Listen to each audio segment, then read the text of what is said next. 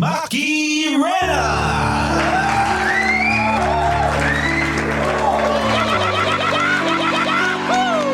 Maki Alam! Maki Alam! Agoy! Agoy!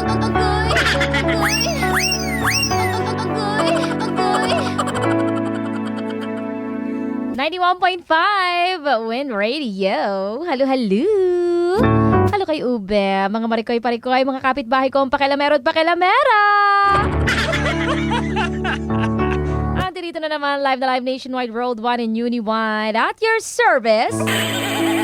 Ang kumari po ninyo, kumari po kita. Agoy! Agoy! Agoy! Agoy kalami. Maki Rena! Opo, Day, that's me. Ang inyong kumaring dakilang pakialamera sa lahat. Handang dumamay at makialam.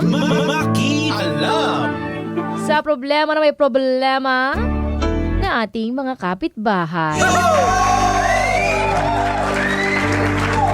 Pasok mga suki! Halika na, makialam na kayo ha. Makialam na po sa ating comment section dahil naka-up na ang ating story. Nadadamayan ngayon dito sa Maki Alam. Diyan sa ating FB page. 91.5 Win Radio Manila Facebook page. Mag-follow lang kayo dyan. At makikita nyo na ang ating Maki Alam story ngayong araw na ito. Maki Alam! Kaya pala siya nag-iba. Iba na ang sinusundot hatid niya. Agoy. Kaya pala nag-iba, iba na sinusundot hatid. Hindi pa tapos. Kaya nag-iba kasi iba na ang sinusundot hatid. Agoy, masakit nga naman talaga yan kapag ka iba na ang sinusundot hatid.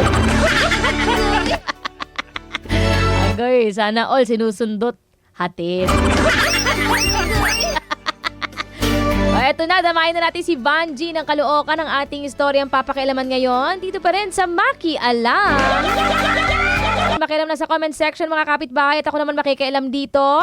On air, abangan ng ating may dadamay at payo sa ating kapitbahay na si Vanji ng Caloocan City. Maki Alam! Maki Alam! Agoy! Agoy! Agoy! Maring Maki Rena. Sana matulungan mo ako sa pinagdadaanan ko ngayon. Nag-break kasi kami ng boyfriend kong SG sa isang mall. Saang mall yan? Kapuntahan. Charing-gol. Tawagin niyo na lang po siya sa alias Nanong. Nag-break kami ni Nong noong nakaraang buwan lang dahil nalaman kong may iba na siyang kinalolokohang babae. Sales lady naman doon sa mall na pinagtatrabahuhan niya. Maring Maki, kaya pala hindi na niya ako sinusundot hatid pauwi galing sa trabaho dahil iba na pala ang sinusundot hinahatid niya. Ano ba? Ba't kasi ang tagal eh? Hindi kasi naghang yung cellphone ko. Iba na pala ang sinusundot hinahatid niya pa uwi. Nahuli ko sila, kaya lang hindi nila alam at hindi ko rin naman nakita ang itsura ng babae dahil bukod sa naka-helmet, naka-face mask din. Sigurado ka bang babae niya yon? Baka naman pinsan o kaya ka mag-anak. Palaisipan ngayon sa akin yung itsura ng babae niya. Gusto kong malaman kung mas lamang ba talaga siya sa akin dahil nakuha niyang ipagpalit ang 6 na taong relasyon namin para lang sa babaeng yun.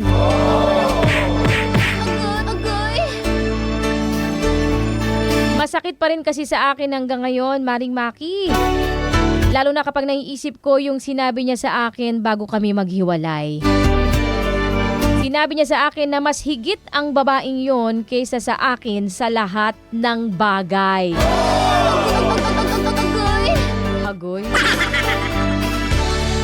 Ayoko na lang isipin kung saan kasi baka maloka na ako ng tuluyan. Sana mapayuhan mo ako, Mare. Makialam naman po kayo.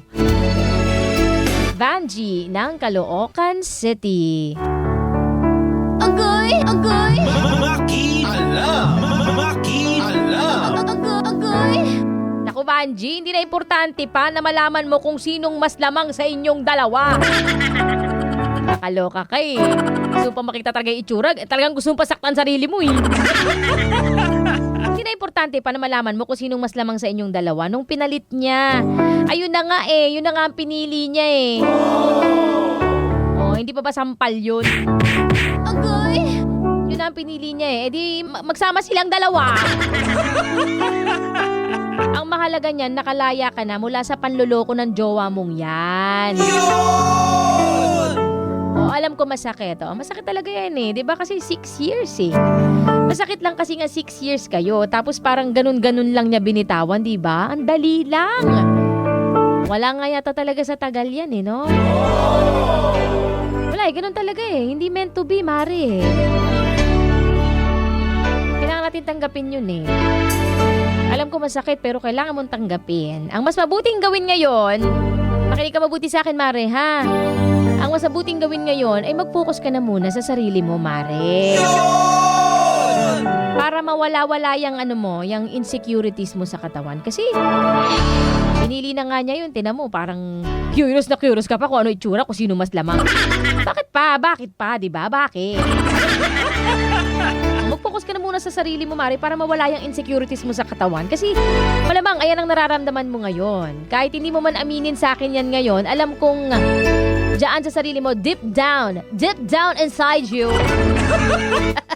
Deep down inside, Mare, alam kong may self-pity kang nararamdaman. Oo, naaawa ka sa sarili mo, nakakaramdam ka ng ng parang, bakit naman niwan niya ako? Ano bang mali, di ba?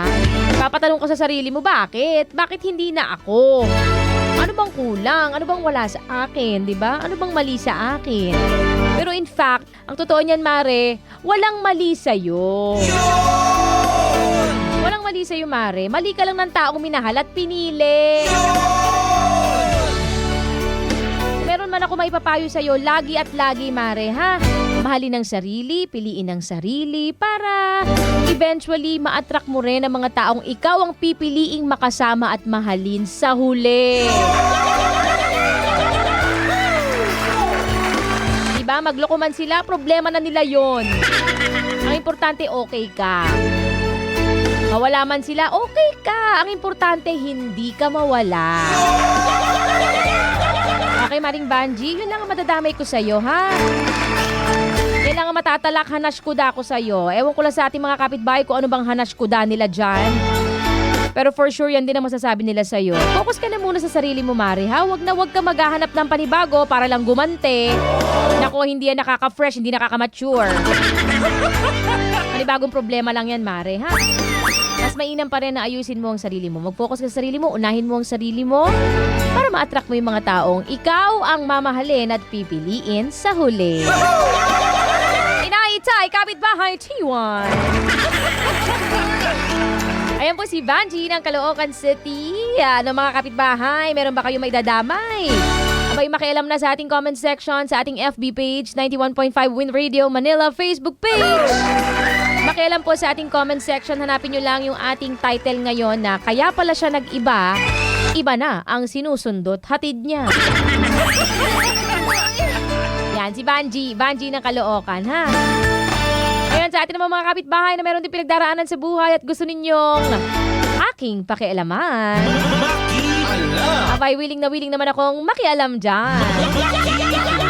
Magpadala lang kayo ng inyong mga storya sa ating FB page, 91.5 Win Radio Manila Facebook page.